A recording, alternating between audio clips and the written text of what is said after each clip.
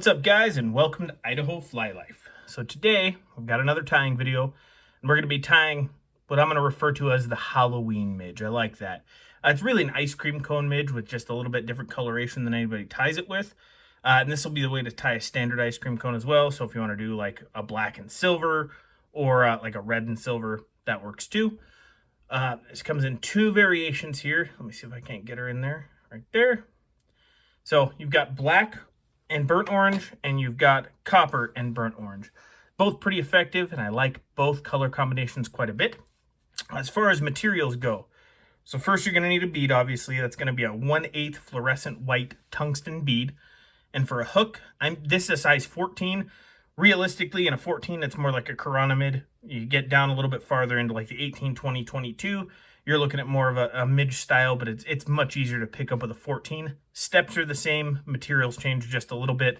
Size the bead to the hook you're using is what I'll tell you. And I step up one size. For the thread, again, burnt orange, I'm going to use 140 denier burnt orange. Again, smaller, use UTC 70 if you're going to go like 18, 20, 22, UTC 70 or something even smaller than that. For a rib, we're going to use small copper wire. Right there. That's just ultra wire. And then I am going to add some weight to this one. It actually makes building up that ice cream cone shape a little bit easier. And I've got lead-free wire in size 0.015. Let's get started here. All right. Let's get your hook secured in your vise. And then first thing we're going to do is wrap our lead-free wire. Now, I want like 6 wraps, so I'm really going to pull off like a 3-inch chunk here. There will be waste. There's always waste with lead-free wire. It's just how it goes. Pretty easy. Start it well behind the back of the bead. Give yourself 6 wraps. Break off the front end by helicoptering. Break off the back end, again by helicoptering.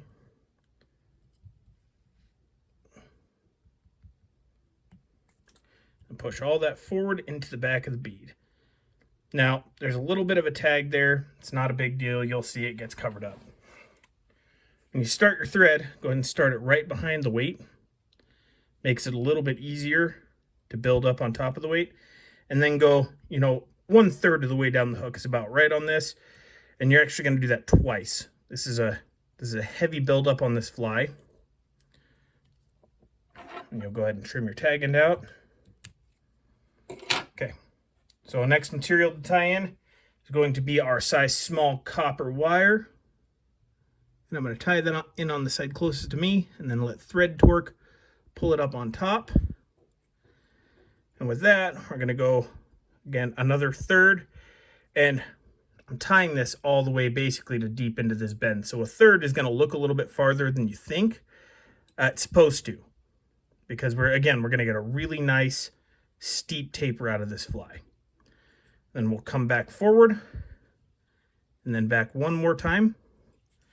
And here I'm going to go ahead and spin the thread counterclockwise to uncord it so it lays flat.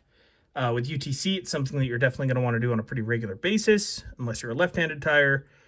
If you're that lucky, then you won't have to worry about it. All right, so now we're going to bring this all the way back. So this will be deep, deep into this bend. Really about halfway down the bend of the hook. And then we're going to bring it right back forward. All the way in. Get touching reps as much as you can. Cover up any kind of mishaps you have along the way. But now we're going to build the ice cream cone shape to really what it finally should be. So I'm going to spin this counterclockwise to completely uncord that thread. And I use either a bodkin or the back of a whip finish tool to make sure that it's completely uncorded. And it pretty much is right there. We'll go ahead and wrap, again, pretty close to all the way back down the hook. And you see how when that thread lays, you should be able to pick it up. It shines a little bit more. It's because it's laying flat. So I'm going to bring this all the way down just ahead of where I've got that wire tied in at, and then back up. Again, we're going for a nice steep taper on this. So then the final 1/3, we'll do the same thing again. We'll come down, back, And then this last section is where you build up most of. So you see the bump that I've made there? You'll build up most of your thread right here at the end. Okay, I like the way that looks. Maybe just one more time down. Back up. And you'll know you're done because the thread ends up finishing on the back side of the bead. That's exactly where you want it at. So then you'll take your wire. I'm gonna make this a little bit easier on myself. Take your wire and you'll do open spiral wraps all the way up. I apologize for the time it takes. Where the camera's at makes this a little weird. Open spiral wraps, give yourself a pretty decent gap. When you start building up this taper, sometimes they try and stick close together, and then finish holding that wire down. One in front, two behind. One more time, one in front, two behind. Then grab the copper wire, helicopter it off. And then right into a whip finish. So really fast fly. Like I said, this really should be more like a guide fly than anything else. Tie up a bunch of them. They're really effective, and tie them in multiple different colors. So there's a 4-turn whip finish there. Cinch it down. Now, what I will also say on this is if you do not have UV cure, this fly will fish like this, no problem. All right. I suggest getting UV cure because there's a ton of flies nowadays that use and utilize clear cures, or, Sally Hansen Hard as Nails works as well. Helps to smooth out the body quite a bit. Today we're going to be using Solarez Bone Dry. So let's get a nice, generous coat on here. I say generous, but you still don't want this stuff to sag anywhere. It looks really funny if it starts to sag. So generous coating all the way around. Make sure to get all of the thread wraps. Run it right up onto the bead. I'm sure the fish cannot tell. So that little bit of bubble you're seeing on the bead, not a big deal. Right. And the next part you should actually use a bodkin for, but I'm going to go ahead and smooth it out with my whip finisher, and I'll wipe it off.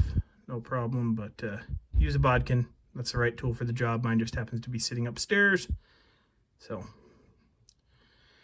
all right, when you're satisfied with the amount of UV cure you've got on your fly, and that looks to be about where I want to be with this, except for that where I whip finished at, I'm going to press that back down and in, if I can, which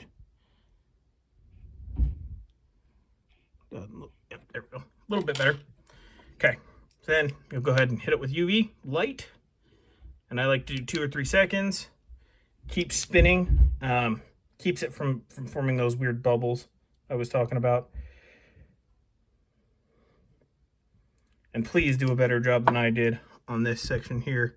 At the very top, you can see where there's a little bump right there. That's where my whip finish was. I'm not real concerned about it. The fly will still fish just fine, but do a better job of cutting out your thread. My scissors, I'm using a very old pair and they're dull as crap. So, but regardless, that's your fly. So this is going to be the Halloween Midge. Like I say, orange with copper wire, you'll get a really subtle looking fly. The ribbing is going to be really subtle like you see here.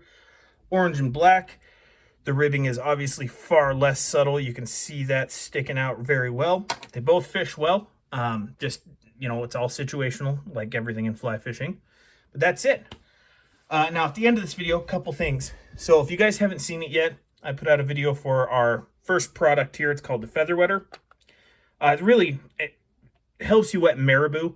So it's got a magnetic closure. It's something that I 3D printed at home. I thought was a great idea. It works really, really well. But you just wet the sponge and then instead of having to put the marabou in your mouth, that tool works phenomenally well. You can get that at Idahoflylife.com. You can also pick up a sticker if you'd like to support the channel. But again, guys, thanks for watching the video. Like, subscribe, comment. If you want to see something different, let me know. But that's it. Hey, thanks for watching. Have a good day.